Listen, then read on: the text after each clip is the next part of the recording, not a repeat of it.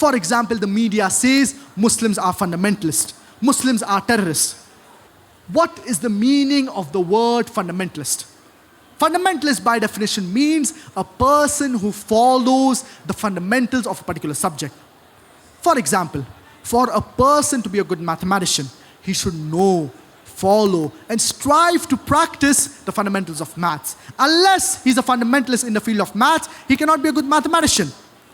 For a person to be a good scientist, he should know, follow, and strive to practice the fundamentals of maths. Unless he's a fundamentalist in the field of maths, he cannot be a good mathematician.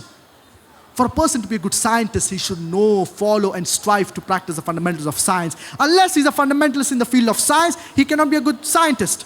You cannot paint all fundamentalists with the same brush, that all are good or all are bad. Depending upon which field the person is a fundamentalist, you have to label him accordingly.